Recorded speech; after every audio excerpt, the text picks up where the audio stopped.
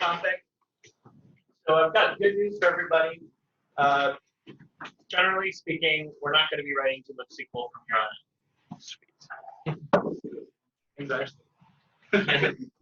Yeah, like whether you like SQL or whether you don't like SQL, imagine that every time like you're writing a program to save things to another database, and you need to write out these SQL queries every single time. Doesn't sound very efficient, does it? No. Like it will work, but it's time consuming, especially if you do things like okay, figure out how to join several tables together. Like going back to our whiteboarding thing here, I asked it's one thing to raise a query saying okay, select all from films where directory equals 4. But if I said, okay, give me every film that an actor with an ID of 5 would be in, then you have to do some joins with our join table there. And that's just a pain to figure out every time you want to query a database. So this is why most frameworks, including Django, use what's called an object relational mapper, or ORM. So an ORM is essentially a level of abstraction between us and our SQL database. We're still going to be, technically, we're going to be querying our database with SQL. That's what the database will hear. But we're going to be writing it in Python in this case.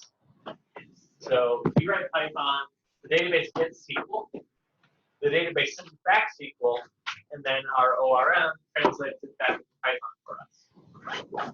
That way we can use everything that we've been doing with data structures and everything like that to work with our database and kind of approach it more programmatically. So even though this is technically our first interaction with Django, we're not going to be getting into the specifics, like the real specifics of Django yet. I just want to talk about how Django interacts with the database in particular. So the first step is we want to set up a virtual environment. Why do we do that? What's the advantage of a virtual environment? You don't mess up your whole computer. Exactly.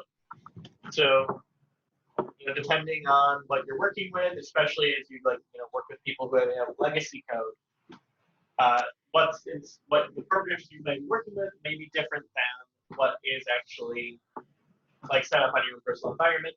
And version control is a pain. Nobody wants to have to manually switch from Python 2.7 to Python 3, or from versions of pip or anything like that. So by setting up a virtual environment, you can use whatever software you need for this particular stack without having to change everything in your entire environment. So to do that, first I'm going to write Python -m venv, and then I'm going to do the environment name. So let's just call this one example.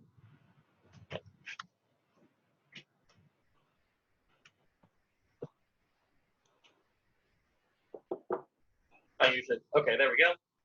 After I do that, I now have a folder called example-n. If I cd into it, I've got bin, include, lib, and so I've got pyvin. I'm going to get out of there. And now to activate it, I'm going to use source. And I'm going to say environment name, which is example-n /bin /activate. Oh. So the bin folder will always have something called activate. We call source on that. We now see here example-n, meaning we're now inside our virtual environment. Noah, what does source do exactly?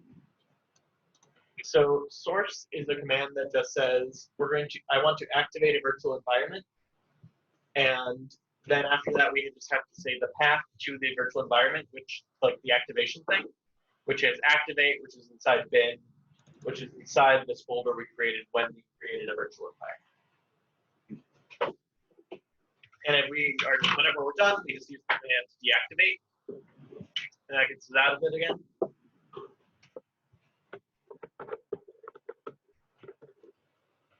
Clear the screen.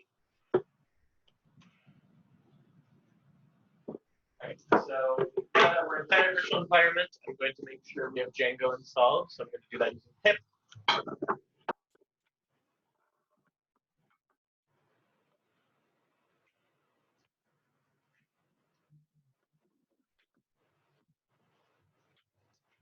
Noah, Yes. could you talk about the first command when you did Python -m and then the folder name? Yes. Like, what are you actually doing there? And like, are you creating?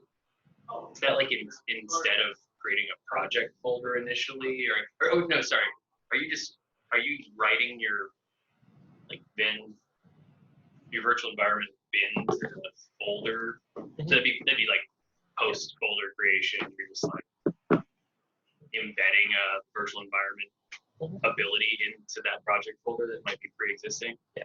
Okay. Yeah. So essentially, when you do Python -m and then the folder name, so the folder, gets, like navigate into it again, has, if I open it up,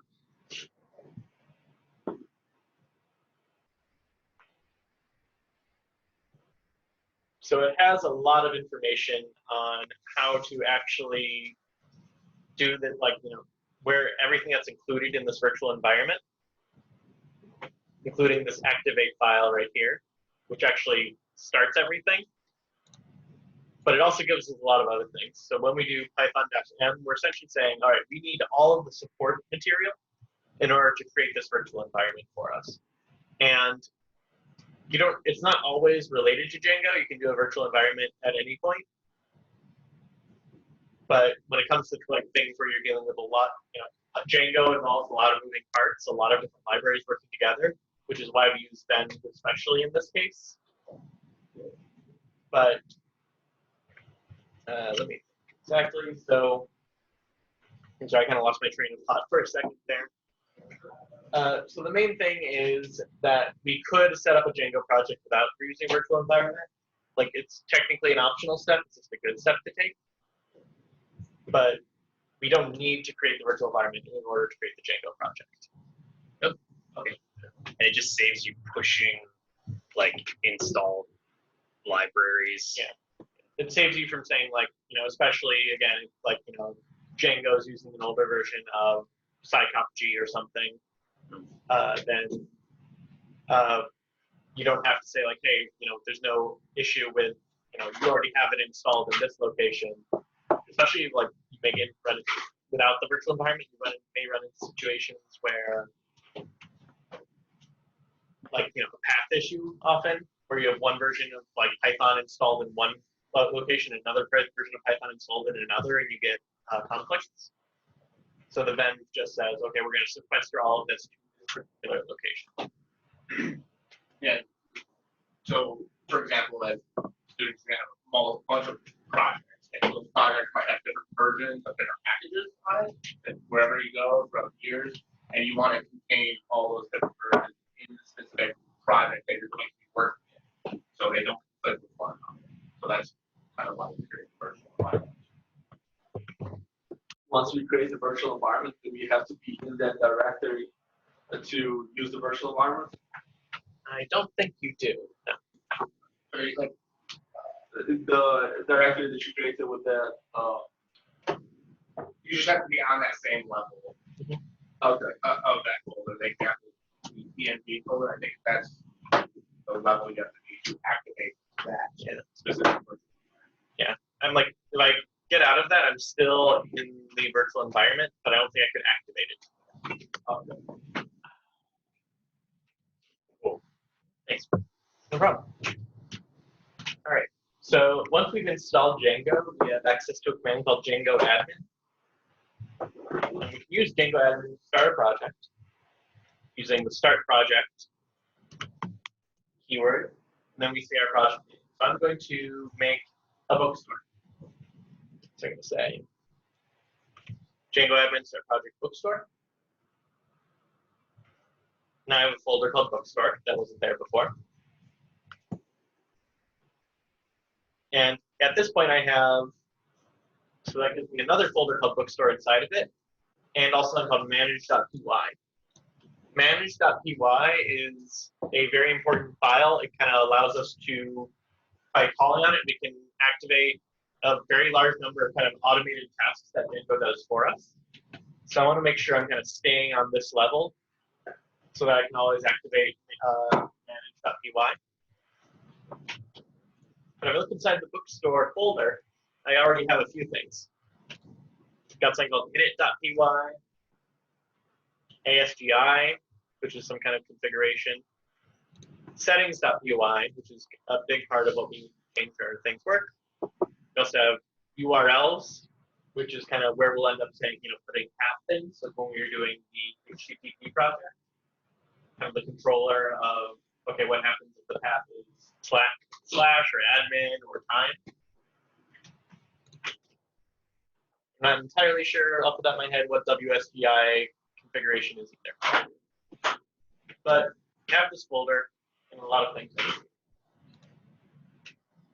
So in any case, I want this project to be able to interact. I want this to have a Postgres database.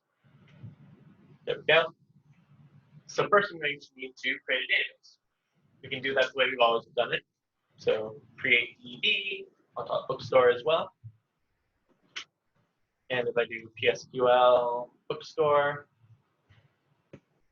it exists, which is great. That's all we need to know for now. Now we need to, we're going to tell Django that we're going to be using a Postgres database called bookstore, because Django doesn't know that yet. And we'll find that in settings.py. As you can see, we're already here. There's a dictionary called databases. And by default, it's connected to a SQLite 3 database. SQLite 3 is a SQL database. It's much more lightweight than Postgres. It's not really used professionally much. It's more often used for practice, for making sure that your SQL database works. But we want it to connect to our actual Postgres. So instead of Django.db.backend SQLite 3, I'm going to change that to Django.db.backend PostgreSQL. The SQLite is literally just a file that you're able to run SQL. Yeah, and I'm going to change the name just to bookstore.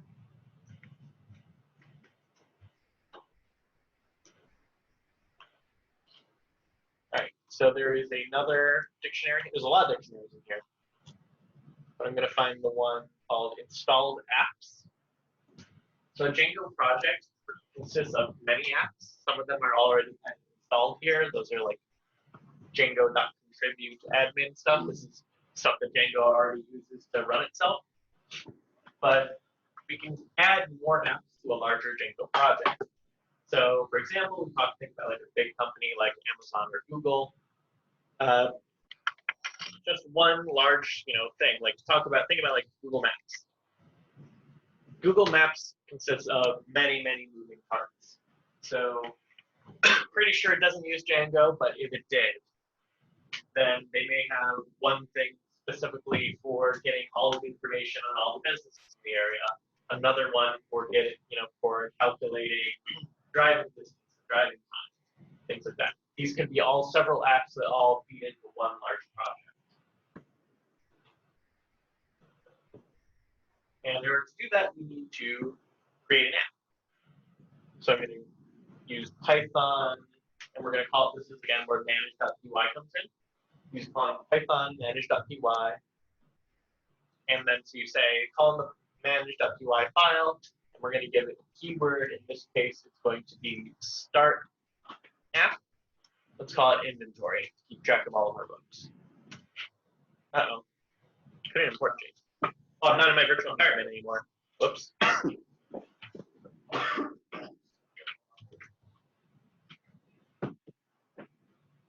Okay, let me try that again. So it'll be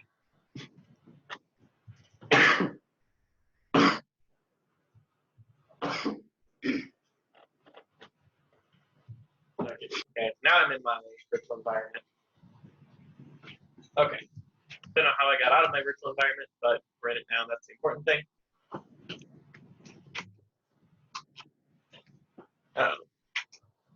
Oh, we need psychology. Let's install that real quick. Notice I know I already have psychology installed on my normal environment, but in my virtual environment I didn't have it.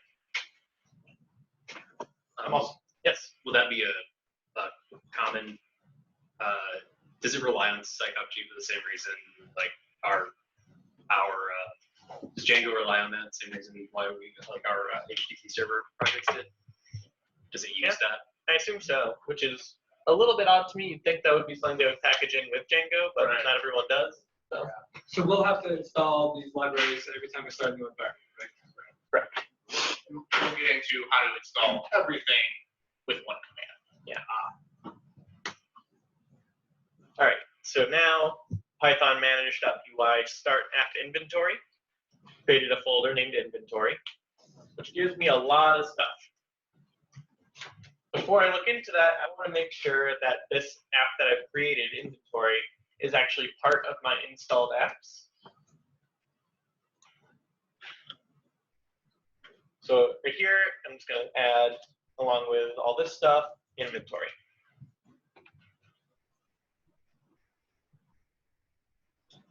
All right, so the next step, I'm going to clear this again.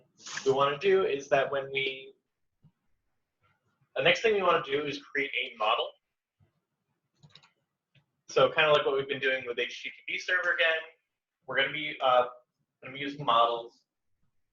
Django is an object-oriented framework. And the general idea is when we create a model, that model is essentially going to represent a table in our database. So we're going to create a model in ways that are a little bit different than we have been doing for the Django way. And then Django will be able to use the information we have in this model in order to add something to our database automatically. So I'm going to make a class called book. And book is going to inherit from models.model.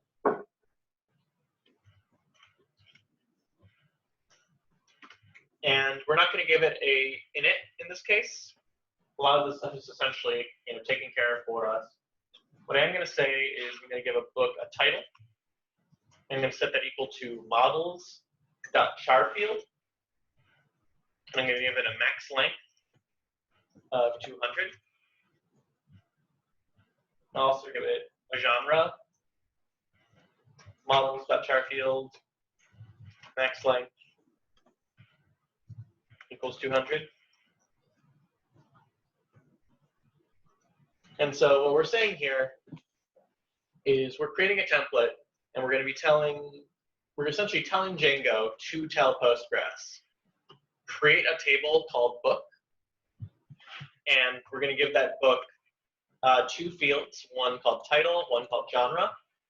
And instead of using varchar, they have something called charfield. And charfield will kind of make more sense as we go into the front end part of Django, why we call it that. But generally speaking, the idea is essentially this is the same thing. This will eventually be the same thing as create table books. I've forgotten exactly the things about it now. Yeah, I think it's like, genre, values, varchar, 200, something like that. Noah, can you expand on in the class book, you are passing models.model? Yes. So this is an example of inheritance when we add models.model right there. So remember, we did talk a little bit about inheritance a couple of weeks ago. But the idea is when you create a class, like we created book here and then add this parentheses here, we're essentially saying, I want this book class to have access to everything that its parent class has. So Django.db has something called models, and models has a class called model. And we're saying, okay, this book is a model as well, and it has access to everything the model class does, which includes things like charfield, and it's essentially part of the template that Django uses to be able to add this to our database.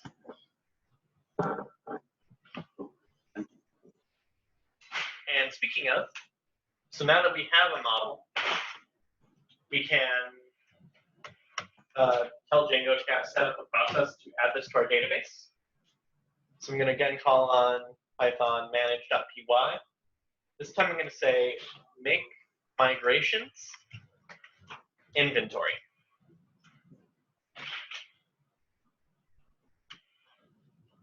So if I look in my folder called migrations, there's something new there called 0001 initial.py.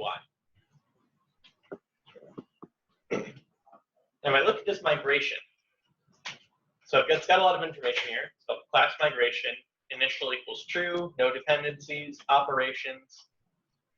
Migrations.create model, name equals book, fields equals ID. So auto field, auto created, primary key is true, serialize is false, verbose name equals ID. It's also got a title, models.charfield, and a genre. So this was able to look at all of my book class, which was in my models.py. It's got to be there in order to work, and created this migration. The migration is essentially where we can take our Python code and translate it into PostgreSQL. And Django automates this for us, so we don't really need to worry about the details of how it works. You know, it's got this whole thing here. It's a migration class, all these things here. The main thing we want to check is making sure that the name and fields are what we want them to be. And once they are, we can, once we've checked, okay, this is the field we want to make. I'm going to run the migration. In order to do that, again, I'm going to use Python manage.py, migrate. Get a lot of things here. Everything looks like it's okay. So now if I look at PSQL bookstore,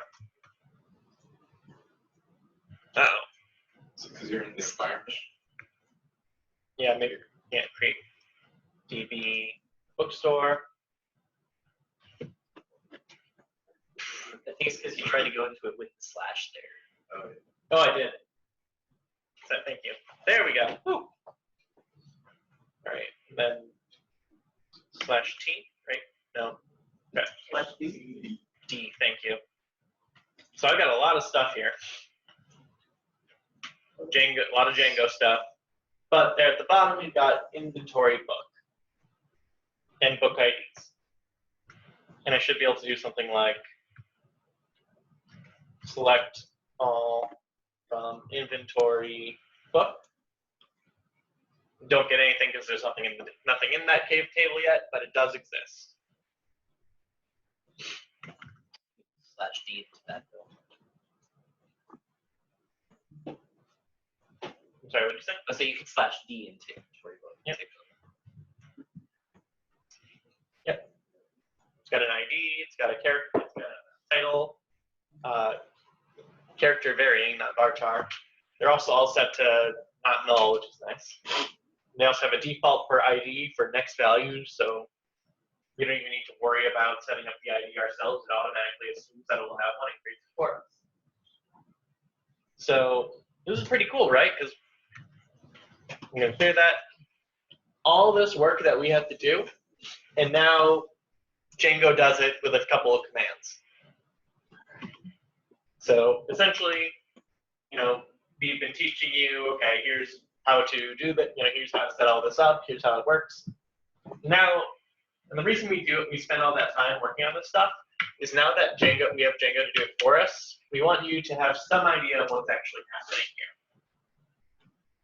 You know, it's not just, we're not trying to tell you, we're not trying to teach you, you know, how to use Django, we're trying to teach you how to be programmers who have to work with this stuff, including Django as a tool.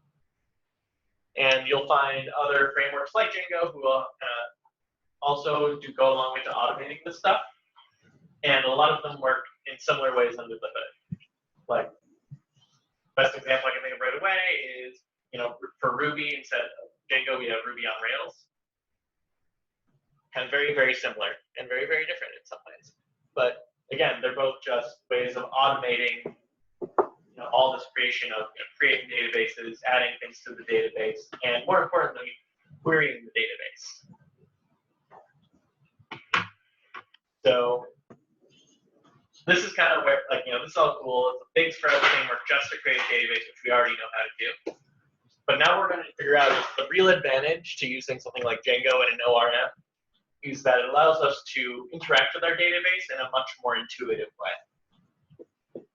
So at the moment, we can't actually just query the database directly. What we're going to do is we're going to create a console that we can interact with our database through. So first I'm going to install a couple things. I'm going to install IPython.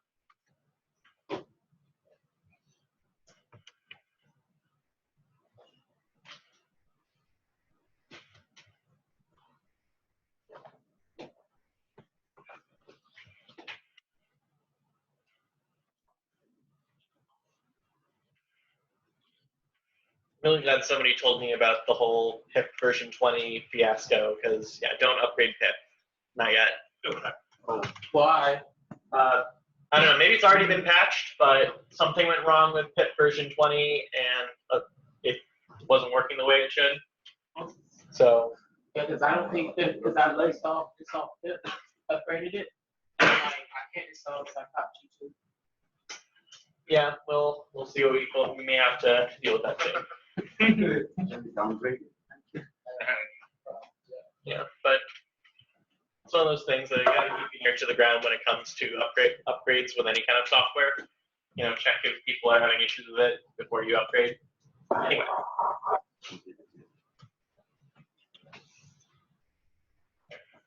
I'm also going to pip install Django extensions, or is it with a dash or a? It's Django Dash. Oh, Django Dash extension. Django extensions. Oh, Extensios.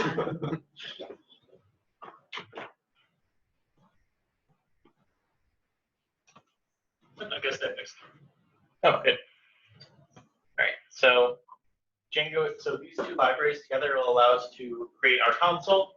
Before I do that, I got to go back to settings.py under bookstore.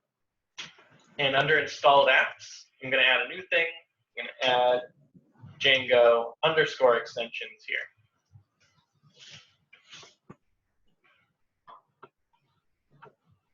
Now going to clear the console. Now I'm going to do this command. I'm going to do python manage.py shell plus -- ipython. And then this is an optional thing, but it's pretty cool. -- print SQL.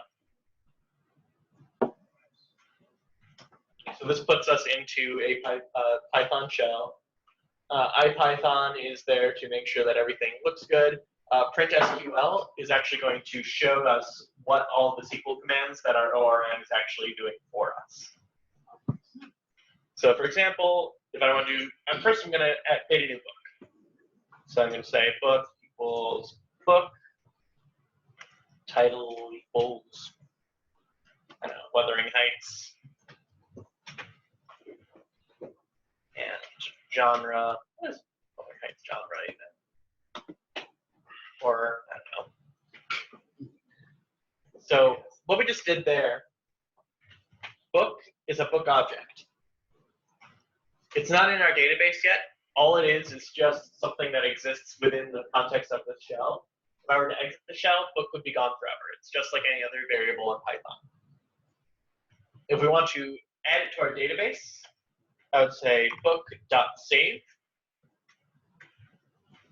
And it actually shows us insert into inventory books, title and genre, values Wuthering Heights and Horror, returning inventory book.id, execution time, very little time. So that's what print SQL allows us to see actually what's happening. So I just write book.save, but it makes that query for us. And if I want to check that it's there, I can do something like book.objects.all.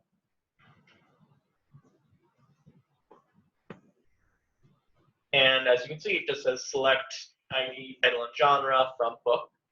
And it gives us a query set.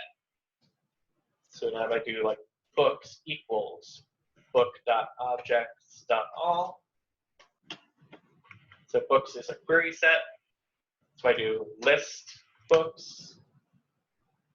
We have an object, we have a list with one book object in it. And so I can do something like, actually I think even without doing lists, I should be able to just like books, books. It's being very slow all of a sudden. It always happens during presentations. Books 0.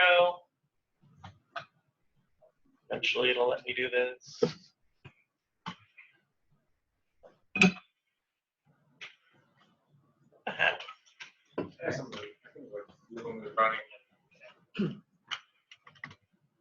Title. Let's see if this works.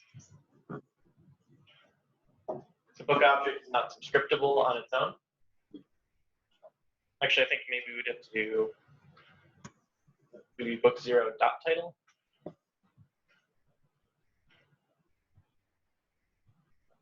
There we go. And so we could add some more books to things. We could say book title equals. What's a favorite book? Ender's Game. Ender's Game. Genre equals sci-fi.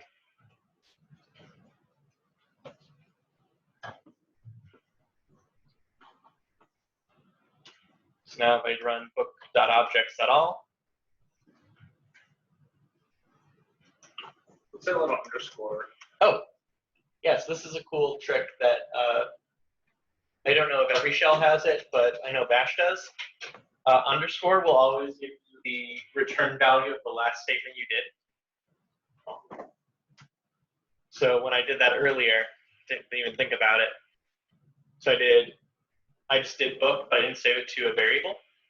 And then I did underscore dot save, saying give me this again, and call save on it. No, like just a general question regarding the Django itself. But what exactly are you doing when you like manage by shell into shell plus IPython? So you actually going. Yeah. So IPython is kind of the thing we add to it. So we're just saying because IPython gives us a lot of functionality that Shell Plus wouldn't have. So if we look at it, see if we can find that command again up here so we can kind of look at it in greater detail. There you go. So Python manage.py. Manage.py is our automation central. All of our commands that we want to run anything run from that file. Shell Plus is something that it already has, but I think on its own it's just not super helpful, at least as helpful. So that IPython there gives us some additional usability that it wouldn't otherwise have by default. And then the print SQL there again is an extra thing we can have to just see the SQL commands that it's running under the hood. No problem. Yeah. So any questions about ORMs and how they kind of are changing our things into SQL?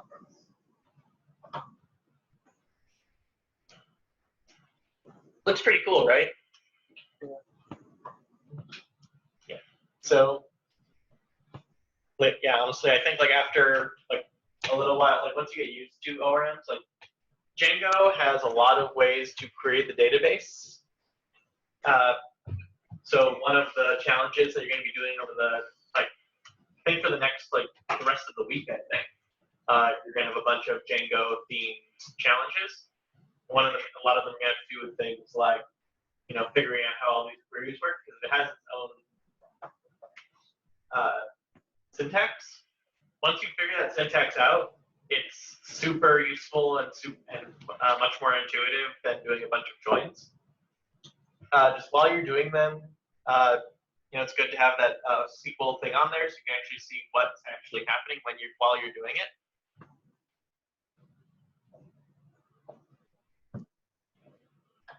And that's pretty much all there is to Django for now. I think starting after the break, we're going to dive further into Django, learning how to use Django to create an entire full stack app. But for now, all we're doing is just working on the back end stuff of creating a database and interacting with it. Any other questions before I stop for today? So right now we're running it in the shell, right? Yes. So if we were to run the queries, we probably would be running it in the shell. Where is there a specific file or where exactly do we write the query? Good question. Let's see here. I think that would be somewhere inside this app. There would be a place where that would be things. I know actually models. For example, we could add methods to our book class as an example. We could give the book class its own method for saying we had, like, for example, say we had an author class that connected to the book class. We could give the book class a method that says, okay, I want this book to hit all of its authors, and then we can use the Django queries to return that for us. This will also come more in, more into view when we talk about things like controllers. About saying like, okay, we're gonna have a file that'll say if someone tries to visit the index page of our book for books, what should they see? They'll probably want to see book.objects at all. Don't remember off the top of my head where that lives, but I'm sure that's either use or admin. We'll get into more detail on that. So in today's challenge, they'll have a totally separate file where all your queries will be in its own class.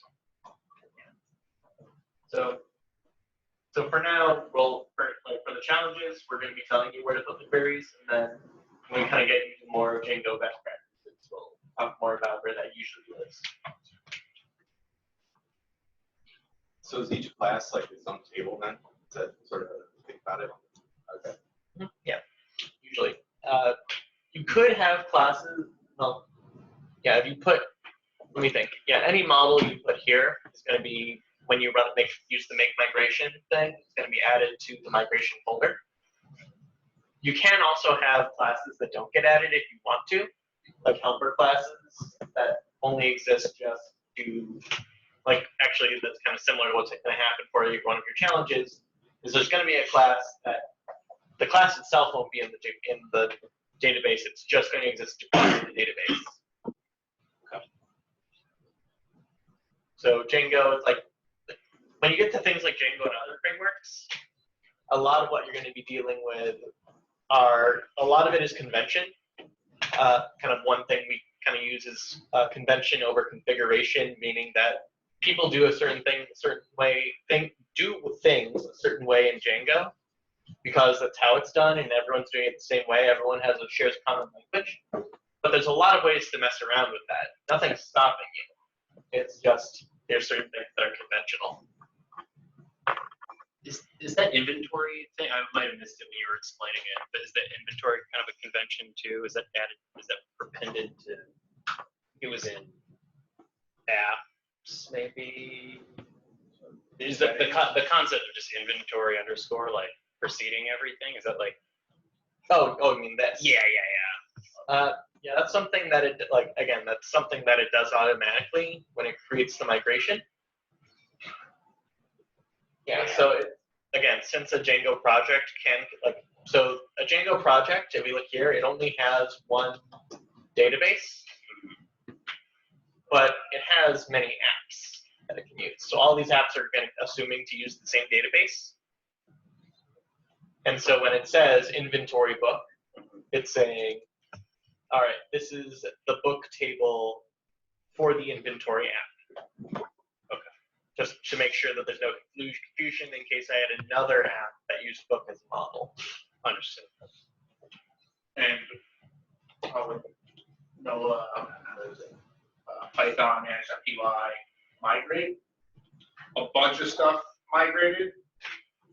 And that all came from admin, auth, content type session. All that's already built in. So if you actually look at the database of inventory, it'll have a bunch of stuff. It'll have an admin table, an auth table, a content type I table. think we did GSQL bookstore earlier. You know, I had it created all these tables already. They're already built in. And when you migrate that very first time, it creates all that.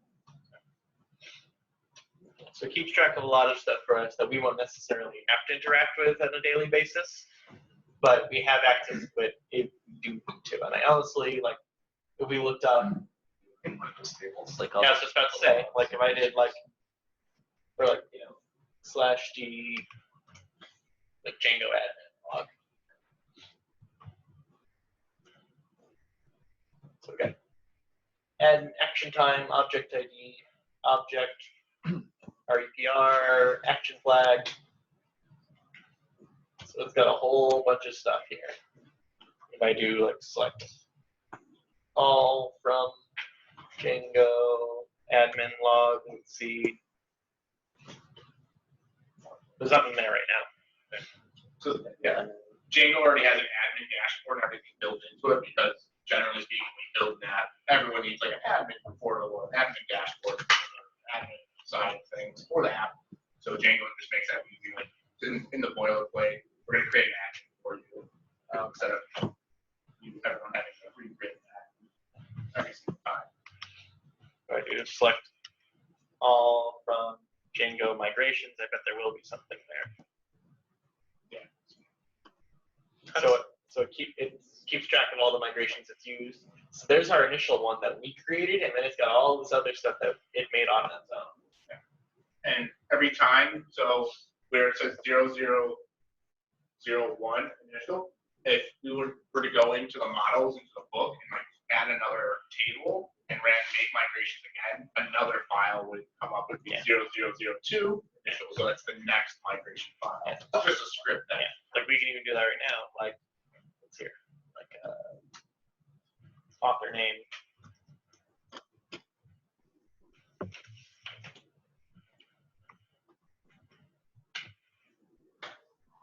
This right /q. Then we can create a whole author class. Yep, it also do that. So it's make migration, I believe. Or no, it's already got migrations. Or we still need to make migration. So it's make migrations. Migrations. It'll just be inventory again, because that's the app we're doing it for. I believe that's it. Oh, something happened. Non-nullable field often needs a book without a default. We can't do that. It means it's not to populate existing rows. We select fix. Oh, so yeah, okay, because you added stuff in the database already, so it has to determine what to put into its existing. So, okay, well. Okay, so yeah, so in this case, what's happening is, yeah, it said, hey, this is going to be non-null, but you already have a book that doesn't have this field, so what are we going to do? So I can just do, I do 1, please enter the default value now as valid Python, the date, time, and the newsroom. So I do, you know. There we go. So it's created a thing here, and it actually named it for us too, book author name.py. Now if I run Python manage.py migrate,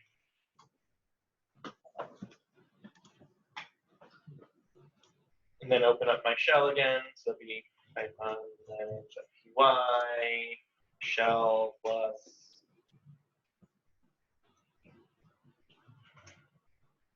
/python. It's basically version control. That's what it's. A little note of what it changed and the number. So now I've got 2 book objects.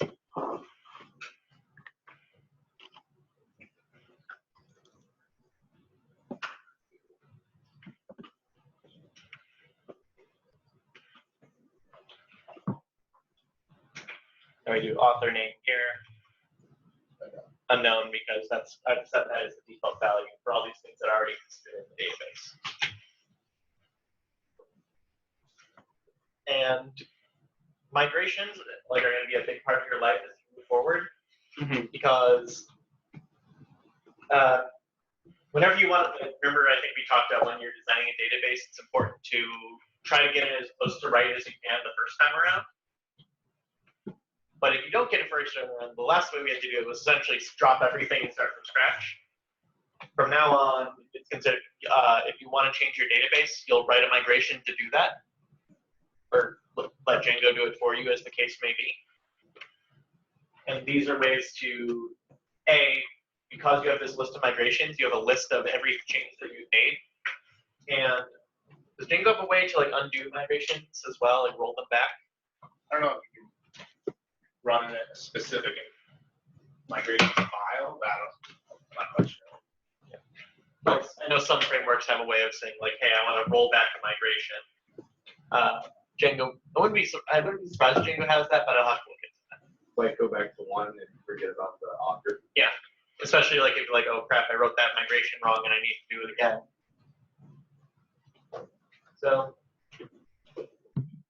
So again, for now, we're gonna kind of easing you into Django as much as possible.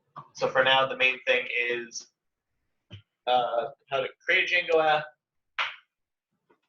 add a model, create a migration, migrate, and then query the database. So you query the database. And then we'll talk more about how those interact and actually create a website later. Okay. Thank you very much. Next time.